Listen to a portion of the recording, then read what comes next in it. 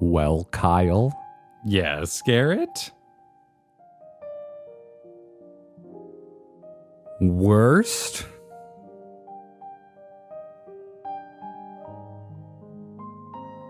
Expansion? Ever? Is that that's what you're leading me to? A word at a time? Well, there's this thing. Oh, yeah? Do you know how to find success in content creation? Oh, right. Negativity. No. Creativity. To find success in content creation, it's generally smart to make your takes bold. And because of that, I'm going to say, no, that's not where I'm leading you at all. Oh. And it sucks for us. It sucks for us. Because it would be so much easier to start this video if I could just say this expansion totally blew it. But as it turns out, after being the last content creators that at least some people watch to finish this expansion, and months of discourse and hot takes and probably the most negative memes in our chat that we've ever experienced. No one's like, wait for it for the right reasons. They're all wait for it for the wrong reasons. They want to see if we hate the same things that most other streamers hated. After almost 4 months of all that, of just taking all that in, of trying to understand without having the full picture why everyone's so mad about this expansion. It's such a shame that I'm not going to sit here and give it like the double middle finger, because it turns out it's just okay. It's just okay. It's just okay. Yeah. This expansion is a beautiful mess. It doesn't quite know what it wants to do. It doesn't really stick the landing for any of it, but there's some really cool shit along the way. Yeah, there was a lot of effort in that finger paint drawing, and I would put it on the fridge. That's what makes it so hard to talk about, because there's good and there's bad, and there's a lot of like armchair development you can do. But the thing is, we've talked to enough content creators, enough people, that everyone wants to fix something different. We're recording this after we did the roundtable. We talked to our friends Jesse Cox, OK Mage, and Preach. And no one agreed on what to fix or how to fix it, including us. Yeah. Like, what's the linchpin of like the situation? Like, what could be ratcheted up? What could be turned down? Everyone has different opinions, and things like living memory landed for some and didn't for others. And that, in black box theater, spelled R-E theater, artsy fartsy theater, is your interpretation of the art, what you bring to it. And it's one of the greatest things that a writer can achieve, is having the audience have different emotional reactions. Yeah, but usually you want them to be different positive emotional reactions. And in a video game, we like to feel a little more included, a bit more interacted with. Garrett did a phenomenal job of setting up that, yeah, it's okay. It wasn't a journey. It wasn't a quest. It was moving your shit. And it's exhausting, and it's long, and there's parts of it that are just kind of miserable and hot. But now you're somewhere new, and all your stuff's here with you, and it feels kind of nice. And now that you're settling in, you kind of like the new place you live in. It's a bit of an upgrade. The graphics, you got some new places to visit. Heck, you just moved to a cool place around Solution 9, and you got all the end game to experience in your new home. You moved. And we've done the other two versions of it. We've done isekai travel. We've done visits. This is different than anything that came before in terms of how permanent, how long-lasting our journey is. We are setting up camp here for an extended period of time in the Tyrol area. Really? Because I feel like we just got our frequent flyer card and we are about to jet set everywhere except Aetheris. That gets into what they've set up and how they're going to use it, and some of it is great. Like, things I can just straight up just be like, yep, patch content. Obviously, that's patch content. But what are we going to do about, like, Electrope? I think that's just going to stay in Tyrell for convenience. I don't think we're going to have an Electrope revolution across the whole world. I don't think Limbs is going to be, redoing the sockets. I think a lot of MMOs particularly are afraid of with Old World because of Cataclysm and the classic World of Warcraft revolution. As cool as I think that would be, and as much as it would make sense that we discover some grand new technology and then bring it everywhere else in the world, I just don't think they're going to do that. It'll be involved in future things, like our next Ultima Thule spaceship will be probably made of Electrope instead of primal farts. And that's fine. Like, it doesn't bother me much that we haven't turned off Hien's wall now that Garlemald's peaceful. Because of things like Electrope, the gateway, I think we're going to be in Tyrell for a long time. I think we're going to spend more time in Alexandria and exploring Alexandria. I don't think there's too much to explore in Tyrell, which leads to my overall thoughts of the first 5 levels not being all that interesting. Let's talk about what happened.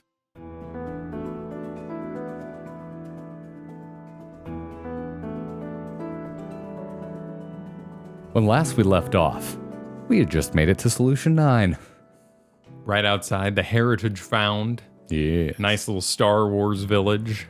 Yeah. I mean, other than the lightning storm, they haven't really done that sort of thing. But it was very... It's a Western ghost town. It was kind of, Tatooine-y with a little bit of, electrics out the windows and... I wanted a horror scene inside one of those homes. Like the movie Nope. I think asking for the ghost town to be more ghosty would have been very interesting. They did very little with Heritage Found. Yeah, we kind of moved right through it. Yeah, it was just like, hey, here's the locals. This place is terrifying, but the locals are just caring about their business. We had to set up a huge amount of information. Some of it useful very quickly, like the souls and the regulator and how the resurrection kind of works. That makes it sound more biblical. How the... Literally, we end up fighting the god of this world at the end of this. That's so fair. I think calling it biblical is not inaccurate. At the time, the whole red eye thing of recorded animal memories and souls was kind of long-winded, but I get it. It's getting used. It justified how Zoraal Ja upgraded his fighting prowess, why the snake guy turned into a snake, and why the Arcadian has awesome boss battles. Oh man, the Arcadian. It's cool. I kind of just want to talk about the Arcadian. I think we should talk about the Arcadian another time. See, that's what I'm like. Now that we're here, we get to do all this cool stuff. Yes. Then we meet Kafkiwa, the whole kind of resistance group. Person named Nostalgia, kind of weird on the nose, but fine, whatever. Moving on. And Mom's 510,000% dead from the moment we meet her. Oh, the most obvious reveal since Emmett and Hithlo returning in the final act of Endwalker. It was shorter than Thancred's dad constipation, but even more frustrating. You knew that Thancred was going to be a good dad for Reen. You just had to wait. And here we just had to wait for Mom to admit she was dead. A long time. I'm going to choose to not engage with that comment because we got to get through a lot of Kafkiwa today and... We'll keep moving. Yeah, We're gonna keep. moving. I'm gonna be good. Yeah, there's a resistance. They don't like this business, and we head into Solution. I have a resistance. There's some business I don't like. Yeah. It's fine. It's a little Star Wars-y, but not in an FF12 way. It's more Cloud City Star Wars-y than fighting the Empire Star Wars-y. It's very because they welcome you in with open arms. Yeah. Even though it's a bit odd because half of the leadership wants to kill you immediately, which is what makes Sphene sus as hell. Sphene, I like Sphene. I like Sphene now. I was really hot and cold on her as a character up until getting the complete picture, which is fair. But the journey was a rough one for me. Because at first I was like, I think I believe her. And I was like, I don't think I believe her. And then at a certain point I believed her, but I just thought she was a shit leader. And then I loved Wuk Lamat when she called her on her shit and called her a shit leader. I'm like, yeah, finally. And I'm like, wait, no, not like that. she's part of this beautiful mess that we have. And Yeah. good villains are complicated. Real villains are complicated. And I do like how she kind of asks us, hey, if I end up getting kind of weird, would you do some hero business on me? I'd kind of like that because I might have to take care of something. She's relying on Zoraal Ja to do the part that she doesn't want to do. And I absolutely adore the idea of a good guy being like, oh my God, do something. And the bad guy says, I think I will. Yes. It's one of my favorite idea. parts of this expansion. Yeah. Is Wuk Lamat creating her own nemesis, building your own Emmett Silk. Challenging the final boss to be evil enough to be evil. Challenging someone to become the final boss It's cool. without realizing that's what you're doing. You're just trying to be a friend.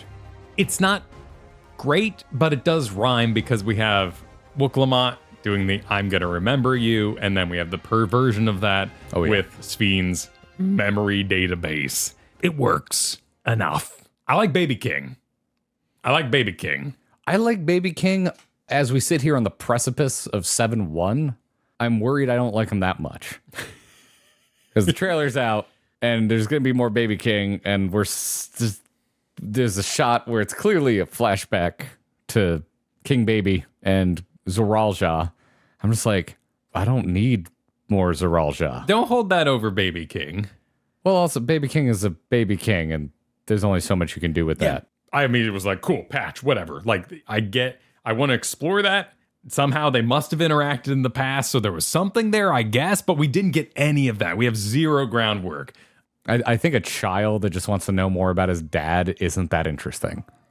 I think that's fair. In the absolute cornucopia pantheon of parenting issues that we've experienced across Final Fantasy XIV, this one's pretty low tier. You're not going to one-up Yatsuyu.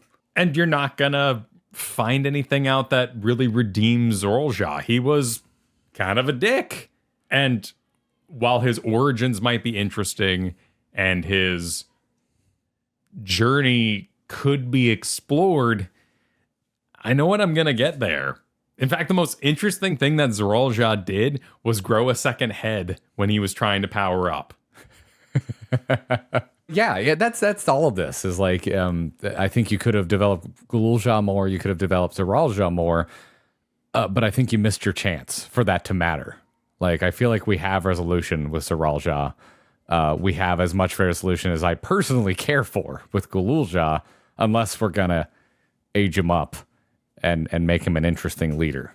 But he is cute. Oh, he's adorable. He's adorable. Yeah, Absolutely. he's They need cute. to sell baby Mamal Ja plushes. The fact that they're not on the store yet, what are you doing? We're making old Da bracelets, but we're not selling plush Gulool Ja. He's adorable. Alpha was shoved down my throat, and I did not like it, but Gulool Ja, I like Alpha. go for it. I like Alpha, but I also like Gulool Ja. Yeah. From a cuteness perspective. Even the game, I felt like wasn't that interested in Gulool Ja, because the second you meet him, the game's like, that's interesting, but have you met Otis? The game is like, get the out of here, Gulool Ja. We got a cyborg knight. And I'm like, you're right, game. I love this cyborg knight. And he was important because we had to learn about the Endless, which was another part. So maybe we just tried to learn too much too fast. I mean, yeah. We if you want to hear more on our thoughts of pacing issues, check out the Roundtable. But I think that is one more example of how some things take a million years to get through in this expansion, and other things feel like they don't have enough time to marinate. Then we move fairly rapidly from Origenics into Everkeep and killing Zoraal Ja. Good dungeon, good boss battle. I didn't like it as much as Vanguard. I like marble machines and Rube Goldberg devices. So I just like seeing stuff go. It's very one note, which it's so steeped in its technobabble that it's one of the more concerning notes I have, honestly, about what they're going for here, because they really wanted us to understand Electrope can do shit. But really, the only part of it I'm personally interested in is Baby King having the ability to identify and possibly manipulate all Electrope. That kind of makes him an Aragorn if you want to go save your figure. Is there any hint to that? Or is it's this a big, massive... It's a big part of Otis is like, go find Electrope. He can identify it like no one else. He's got an inherent gift. Oh, I don't remember that. Yeah. Oh, okay. So he's likely genetically altered to be like Electrope sensitive by the lab that made him, or maybe it's just more miracle luckiness because there's a Zoraal Ja mom who's really going to lay on thick the next patch about how she saw the good in him, but we never got to. Are we going to have him cure the lightning sickness? Are we on 3 patches of curing lightning sickness, even though it kind of feels exactly like what was happening on the first, and we could probably just bring in some Porksies and fix it? Well, Porksies can get rid of temperament, but not the etheric corruption that happens in the later stages. Going back to the Obi-Wan Kenobi meeting, where we met the Azazla scientist with Graha, there is a progress, and eventually you become too corrupted to save. And that's where, you become that like half demon. That's where the Zot Garleans were getting all weird with their little spikes out them, the whole kind of Twilight business. This is a form of etheric corruption, not temperament. Then we need something more than a Porksy. I still want Alizé and Y'shtola involved. It's a little bit of a technicality. I think they could be there, but Baby King doing the healing would give him a real place in this world. Oh yeah, I'm not saying they should do it, but they should be involved because he's an idiot child. And Alizé has a thing for Porksies and cute things, so why not? And why not involve him? Yeah. Curing alignment-based epidemics. Yes, we have a lot of good scions ready to do this sort of thing. And like that, like the kid in the bed, I have been trained by the game to not call that a plot hole. That is obvious fodder, and it continued in the Arcadian as well. Oh, and then we're going to have time for Wing 2 and Wing 3 of the Arcadian to come out after, it'll come out after point 3, which means we won't get Arcadian final chapter until 7.4, which will be post the second roll of credits, which means whatever we do to cure the lightning bullshit, we can use there. Hopefully. Yeah. It's not exactly the same lightning bullshit, but it is still lightning bullshit. But we're not going to talk about the Arcadian yet, because that's awesome.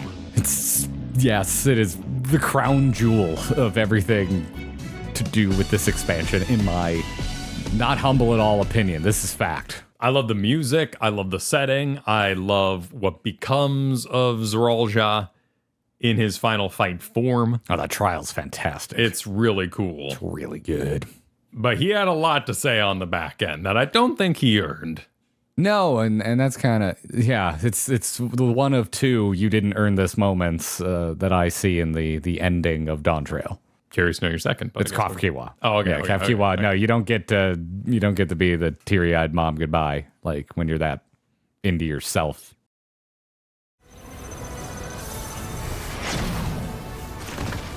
And Sphene flies away, but this is Final Fantasy. We're gonna get that box copy end, and we pursue her. Yes, yeah. Sphene makes good on Wuk Lamat saying, do what you can in the Solution 9 solo duty, which I really liked, by the way.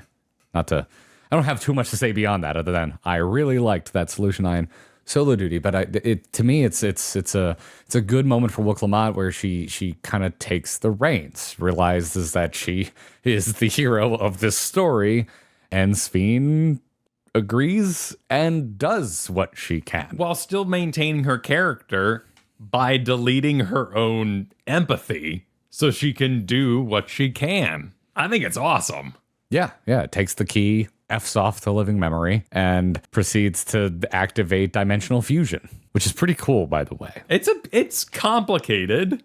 It is a little complicated, but I appreciate it, even if I will say it's a bit too technobabbly for my personal tastes, but I appreciate it more than just calling it Rejoining 2 and we have Return of the Jedi. And that's the important part of it. And that's very important because there are way easier ways to do this, like we did in Shadowbringers. But by establishing and continuing to hammer into interdimensional fusion, we have begun the rejoining light that they have now set up as something that can be done, that is violent, but not as violent as the Ascians did it, and maybe there's a more peaceful way to go about it.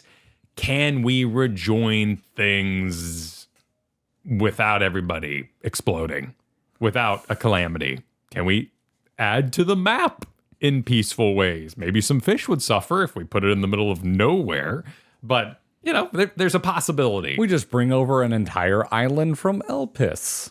We could do that. Like that lame Shadowlands patch, but interesting. And like that's the startup stop of this expansion, right? And we throw the gas and we're going hard and we're shifting all the gears and it's feeling really good and the alarm goes off. Warning, time to my own memory deletion until I begin the siphon business. Now you got plenty of time. Why don't you go, actually go meet the locals for a little bit. How about you see... It bothered me, but it only bothered me for like a little bit. I got over it quickly, over it too. But it did bother me. I needed like every time we shut something off, I needed like the warning to be like time extended or something because we're like slowing it down and we're making it harder. Like funny enough, I needed more technobabble, even though I was like, I think I have enough technobabble. Because what I'm saying is I am impossible to please. I am a fiction snowflake. I need everything perfect, and I'm a constant hypocrite in what I like and don't like. I could back you up and say it's a balancing act, and it bothered me that we were going to go just talk to people until we had lovely moments and sad moments with Graha. You know, we ate some non-tasty popcorn and we rode with him on a deep-throated some boat. ice cream. Yeah, well, that's later. What if I just like... you'd really break the ice. I would feel so comfortable if you did that right now. You'd feel comfortable. Yeah, I would feel like talking to my parents. Okay. All I gotta say is I can't help but notice the lack of Japanese culture commenters informing me that deep-throating ice cream is actually part of Japanese culture. You just don't understand. Oh, yeah. You know. Yeah. That person. Sure. This whole tour of dead people, just to be completely dismissive of the entire emotional weight of this, is fascinating. It reminded me a lot of the end of Endwalker, where something's gonna hit. And it may not be what you think, but it's also such a shotgun approach to emotional engagement that something's gonna hit because there's so many options for you to relate to. It is a success and a failure at the same time. It is fascinating to me. I think it succeeded in the end. Not the end succeeded, but I think Living Memory succeeded in the end. I think the zone succeeds. On a narrative level, I think it runs afoul of Master of None. It tries to do too many things, and I feel like it didn't really know what story it was trying to tell. Or at the very least, didn't know how to tell it.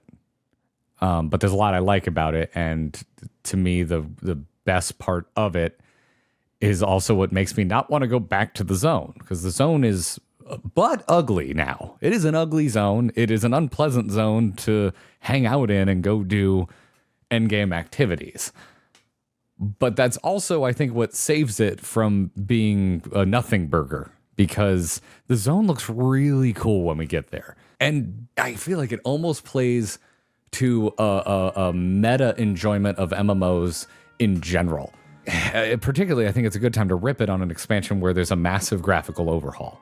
Because if you play MMOs, not just Final Fantasy XIV, there's a good chance you're a fan of just how the game looks, like the sense of exploration, cresting that hill in games that don't have loading walls everywhere.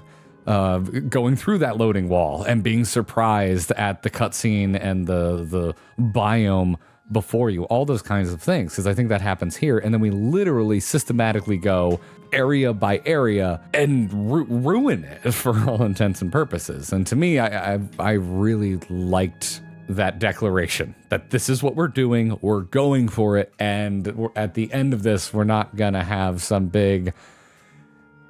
We're all so happy. We find a way to turn it back on at the end of this. I'm glad that it ends with Living Memory being a gunmetal dark husk of what it was before. It's a bold statement, and it's that kind of wastefulness you want in a game. Something that you've affected, and you can feel it. I have a lot of these, but the one that first comes to mind is Megaton in Fallout 3. If you set off that bomb, it was a crater for the rest of the game. There was no shops, there was no people, just a crater because of your decisions.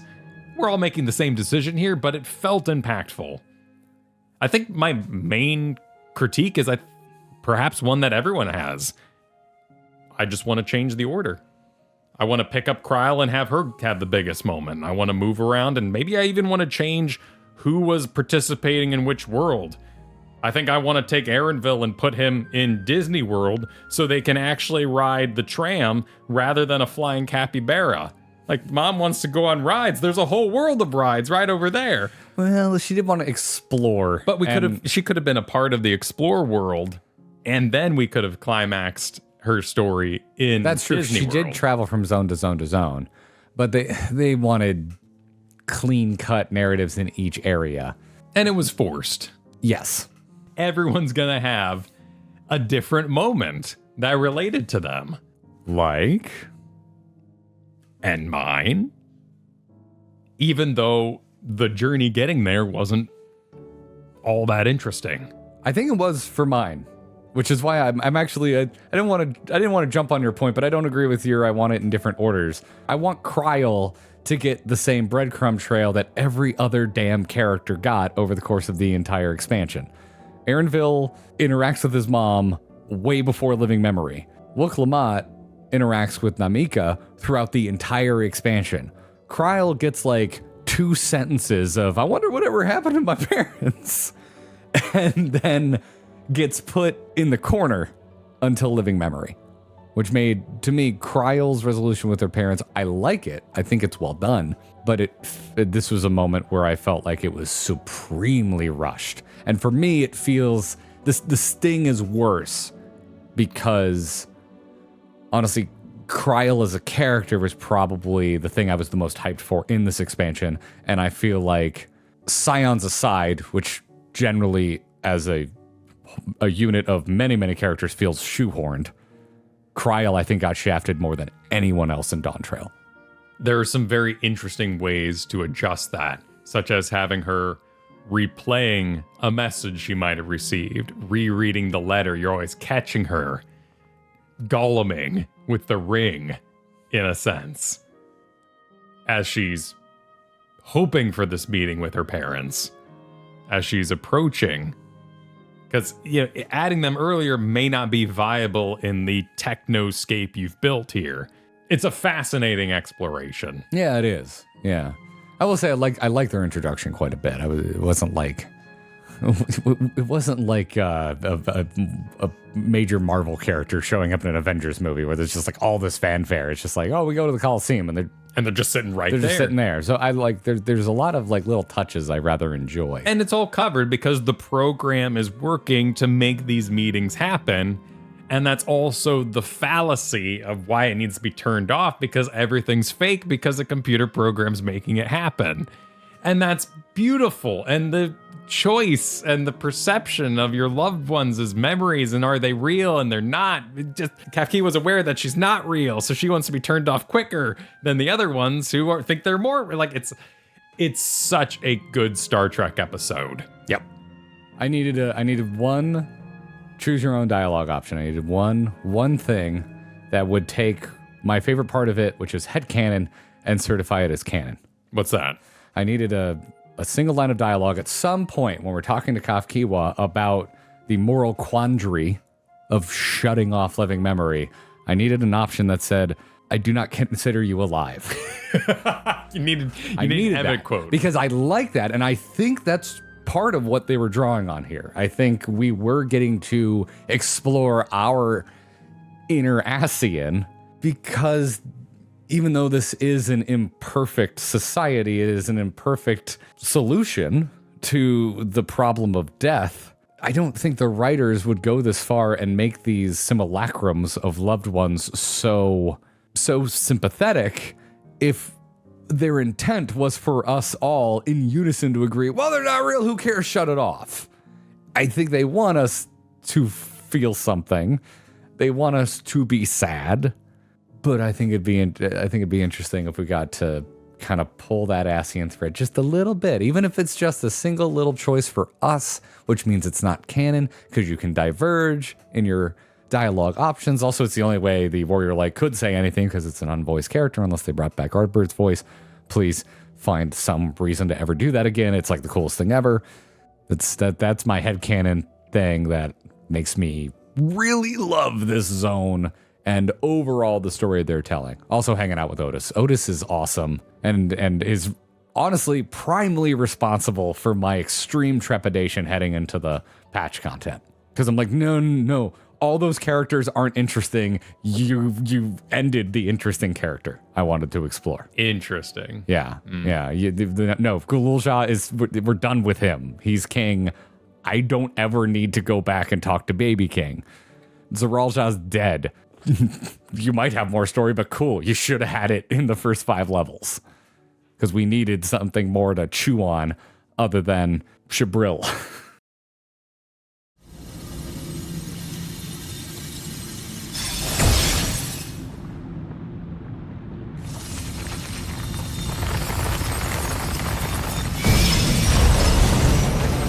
Let's move on to Sphene's fight because this is the number one reason I still have hope and I do have a little bit of excitement for the patch content.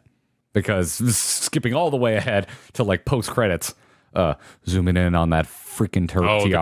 The crown. Yeah, there's some Sphene still in there or Absolutely. something. Is she gonna marry a baby king lizard, or do we revert the line of succession because the queen's still alive? Well, there's even that line in the Alexander dungeon when they go, "Done it! They prepared the queen!"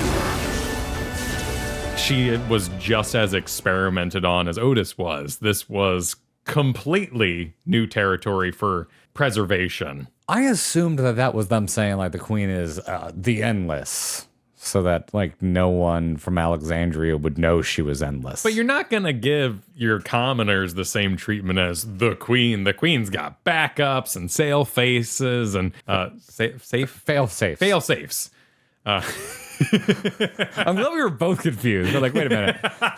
I'm like having this moment of I know exactly what you mean, but I also can't think of the right word. What is this word that I've invented? Something's going on with the queen, and she's special, and she has a special regulator. Yes. And preservation is like right there. Is preservation Asian? Is preservation still active? Have they made themselves... Wait, what? Preservation. Is a character? There's always a leader in a, council, whether it's just a council of people that is the leader, but there's always one person kind of pulling the strings. And preservation, listen. If I invented preservation to save the queen, you can bet I'd have my own room with my own living memory where I would live. And everybody else, all the commoners, and even the queen, they can be supported by the main terminal. I am the preservation. And I'd be up in some special little room, biding my time, pulling strings, watching the Arcadian, playing in the Arcadian. I mean, all I want to do is play in the Arcadian, so... This is how Kyle wins cooks. And Evangelion t-shirts. You were right for the wrong reasons. Yep. You still got a giant robot, though. I sure did. Yeah. It was a good giant robot. I mean, we didn't have like Sphene clones exactly, but we did have an endless number of Sphenes. So you were righter than I think a lot of folks in chat gave you credit for. And she was located in the chest. I can do all sorts of gymnastics after the fact to say why I'm more right. I just like giant robots. And I like the souls of people trapped inside of giant robots. I grew up with that shit. So I'm going to like it. It's a good fight. Alexandria is a good dungeon. We'll talk about that more in Wall of Dungeons. Like that's a great little history lesson. Alexandria is a great dungeon. Yeah. It gets the point across. It delivers it well. There are no points where I feel like it's really stalling out trying to deliver those messages. Great stuff. I really like this entire thing. I think it's the best use of Wuk Lamat as a character. It is the cherry on top of Sphene for now. That really makes that character work for me and makes her a properly good Final Fantasy villain, which is to say one that is sympathetic, which is why I just don't care about Zoraal Ja all that much. There's undercurrents for Zoraal Ja, like everyone loves, someone right now in chat is typing gifted child syndrome or whatever. That's nice. The game should have showed us that. It didn't. That's something we as an audience are putting on top of it, and I'm like, yeah, I see why you would read into that. I don't read into it that way, and the game did very little to explore that in an interesting way. I love everything that happens with Sphene here. Absolutely wonderful. We're building our own Wuk Lamat is building her own Emet-Selch in Sphene. Decides that her people, her society is more important than ours. And Wuk Lamat, who this entire expansion has just been like, respect other cultures no matter what, has to put her foot down and be like, well, you've drawn a line in the sand, and it's your people or mine, and I am now in a position of leadership, and I have to do my duty and protect my people. It's great. It's wonderful. It's this whole time we've been saying shonen, and I'm like, it's shonen, but I don't think it's a particularly good shonen. This is good shonen. The fight's good. Yeah, fight's good. The robot looked sick. I love when she sucks in the Matrix. I love when she takes us on a tour of broken worlds. Who wouldn't want more of that? Like, just show me more game. I wanted to see all the hints about the future, but they were all pretty just like canyon-y. But, you know, she was making use of the hourglass. She had it in her possession, and she was flailing across reality, and that's awesome. I love that she did the game show attack. That was so cool. What a cute mechanic. So much to show, and it was well established that with a moment of emotional resonance, you could reach a person inside, overriding deleted memories or the system trying to create its perfect world. And Wuk Lamat did that. She reached Sphene, and we had a similar to Endsinger moment where the boss was flailing about, but Wuk Lamat was leading the way, and we were victorious. And I thought it all worked quite well. I really like the mid-fight cutscene or end fight. Is it end fight? When does it? 3/4 fight. Yeah, the scene, the final scene between Wuk Lamat and Sphene is a massive 5.0 mirror. Because Sphene is making Wuk Lamat make promises.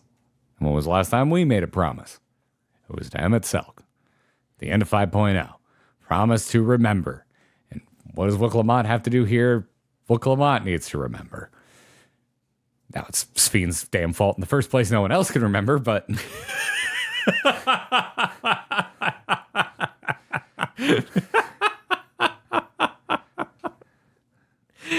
Brutal. And the system's now broken, too, so people will remember things. Well, to me, that's what makes it... It's a victory literally and also morally. Because at the end of all this, Sphene is not only defeated, but realizes the error of her ways. Which is why I like it. And which is what kind of saves Sphene for me. As this flip-floppy, I'm a good guy, I'm a bad guy, I'm a good guy, I'm a bad guy, I'm going to die being a good guy again type of figure. I think they successfully Star Wars'd it. Which I bring in Star Wars because to me it's like the most classic contemporary example of redemption for quite morally bankrupt villainy. Upsetting the natural order of death and remembrance is pretty damn villainous. But I feel for Sphene at the end of it. I really think this expansion at its core is the Warrior of Light intentionally setting up heroes that can protect Aetheris while we're off jet setting to other reflections. And I think you also need to show more of the source to make that make sense. Because if it was just based on everywhere we've already been, they're more or less good. Garlemald's about the only one that like maybe can't defend itself. You know, you've got Vitra, you've got the rest of the Dragon Brood, you have Charlian, the Grand Companies, all these things. Like most of the known world up through Endwalker is a known quantity with heroes that we trust. So let's see a massive chunk of the source that we haven't been to before, and let's make sure they're set up so that we feel better in the future expansions now that we've got the key, jet setting off to other reflections and having new adventures. A key and a portal and an example of how it can be done with the technology and a power source that we may not like, so can we find another one? All of it's there to do exactly what you're saying, and I agree with, interdimensional travel. Yep. Whatever that means, whatever that's going to be. We did cyberpunk, so let's go to the 7th reflection and do diesel punk. I'm okay with that. I am too. We can do other punks. I'd like some more classic looking Buster Swords that aren't a direct replica of Clouds. I like NASA punk. That's one of my favorite punks. I do too. That's a good one. I really do like NASA punk. Probably why I actually kind of like Starfield.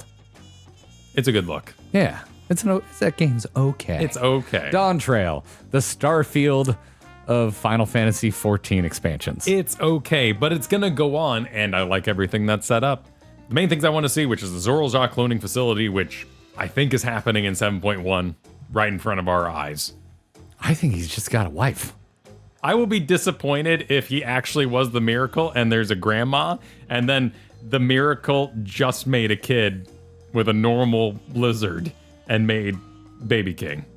That'll feel like wasted potential. I think that's what's going to happen. Bummer. We're getting more Zoraal Ja, and you better find something you like about him, or you're going to have a rough time. I will read my lines and move on with my life. The key, obviously, the big thing. That is, we have a portal, we have a key, and we have preservation. Those are all related. So let's learn how to hop and fuse. Why would we need to know how to fuse? So that we don't do it in a bad way. Because it seems like it's the natural climax of things, is the Asians wanted to do it a bad way. We know how to do it in a good way. Yeah. Because to me, the bigger hanging concern is what do we do with Alexandria? Because they're a parasitic nation, like they're a parasitic world. They can't go back to their reflection because it is like devoid of ether. Still exists, wasn't rejoined, but cannot sustain life any longer. So do we just let them have? I think there's... Are we literally going finders keepers on an entire nation? Well, I guess it's not a nation, but... Oh, this is where, like... That's where I think you explore interdimensional fusion. It was so obvious that society cannot sustain it. I found it weird at the end of the game, and they're like, and everyone got to keep their regulators. They made a point of that during the credits, that society continued mostly as normal and everyone kept on their regulators. But that is not sustainable. So it's gonna be patch fodder. They need to realize for the first time ever, for some of them, that there's even death at all. Like, if you're not over 30, you don't even live with a world where you remember anybody dead. Those are all cool things to explore. But the fact that we're just like, that can wait 3 months, that blows, that was weird. Yeah, I'm with you on that, because they are the symbol of the fallacy of Sphene's entire belief system.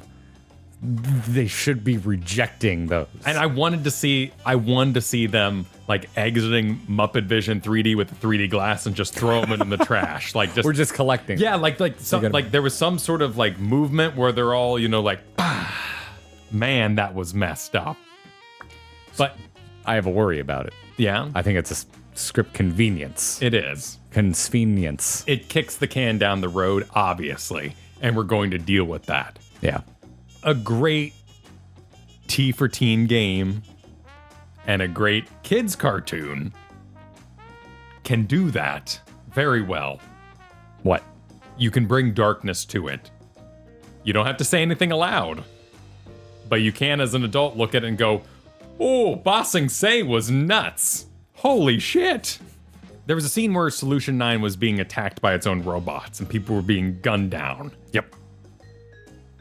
The meta thought that they wouldn't know death, and that should you res in that situation, everyone around you would be a mystery, is freaking dark and crazy. But we don't have to force our audience to explore that. We can keep with the action. And they do know death. They just don't remember the dead, because they let people choose to have a regulator or not, and they fraternize with those without regulators. we explore it in the MSQ itself, where they're like, oh yeah, if we don't remember them, it means they're gone. Yeah, because they're It's a living memory. They're all aware of the cloud. They've basically been told by their president that all your loved ones went to the farm upstate. But I'm checking myself all the time because I'm current for the first time. Like, how would I have felt with Nidhogg still at large and unaddressed?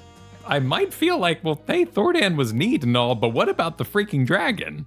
Oh, yeah, So And I think that's where a lot of Endwalker negativity came from. Everyone liked 6.0, and then 6.1 came. I remember seeing comments of like, it was nice, but where are we going? I rather enjoyed the Endwalker 6.1 patch. I think it's the best 0.1 patch personally, kind of across the board. It was really good. I strongly dislike pretty much every 0.1 patch except for 6.1. I think 5.1 is one of the worst patches from an MSQ perspective of everything we played so far. Heaven's Ward was dry, but it was covering subjects I was quite interested in. Becklug was a new character. I didn't care. There was no way you were going to introduce a new character and I was going to be like, oh, this is wonderful. I'm so glad we're doing this instead of picking up the pieces that Emmett left. Newfound Adventure was extremely strong. Yeah, I really liked it. I liked it, and it's what it is to me, the not so obvious through line to Dawntrail. But here's the question. All right, we've talked about regulators, which also brought up Sphene's crown. We got Baby King. What's 0.3 though? Is there anything that is that lingering? Let's see. What was 0.3 in Stormblood? That was Tsukiyomi. That was yes. That was, I wouldn't have called that, but with the whole Gotsetsu thing, there was clearly some sort of climax building. Yeah. And I bet in the moment I would have been like, that seems kind of small potatoes after overthrowing the Garlean Empire, booting them out. But it's actually low-key one of my favorite patches. Yeah. I love that patch. And I love that story for Tsukiyomi. And actually, it's a big reason why a lot of the parent stuff doesn't work for me, because I'm like, you're not going to out bad parent Tsukiyomi. Like, it is like the quintessential bad parent adventure. And we just had Pandemonium, which is all about memories and bad parents. And removing them and parents. Oh, actually kind of recontextualizing what we thought were bad parents to be like, they're actually not that bad. The rhyming does not bother me in that regard. I don't think it's bad that Sphene looks like Emmett. I think these are all, you're playing this game, you enjoy these beats, let's do them again. Star Wars does that to successes and failures, and I think Final Fantasy XIV is more than, it is an epic. It is a grand epic. This is the stage that we play on. It's got to be preservation. That's 0.3. Whatever evil Sele organization was hiding in the wings. I hope you're right. And kicked out the Lalafels. Because who would kick out Lalafels? A lot of players. Never. Who wouldn't be overjoyed at Aloha Loa Island lore? Who, I ask? That or it's safe for Arcadian, which I would be okay with too. No. We're not talking about it. We're not talking about Arcadian. We're gonna do a different video on Arcadian. Arcadian's too good to be here. Wow. Everyone calls me the negative one. You better keep this in. It's about the journey. We wouldn't have it without the journey. It's good. Dawntrail's okay. It does what I thought it was going to do. And I can't really begrudge it for that, because I thought it was going to be a Realm Reborn 2. It was going to be a reboot, a fresh start, a new jumping off point for the arc into the future. We have a key with the symbol of Azem that is totally going to let us explore the reflections with a freedom never before seen from the fiction of Final Fantasy XIV. And because of that, I am excited for the future. That's all it needed to be. I would have liked it to have been more, but it gets it over the line. And in that way, it's success. Yeah, the highest compliment I can pay Dawntrail is I am very excited for what comes next. And I know how hard this is to do, and I really respect Dawntrail for getting us to that endpoint in a happy place. I think they did a good job establishing a lot to play with. The order that they established it in. So are you saying that you should smile and let the rainbow sing?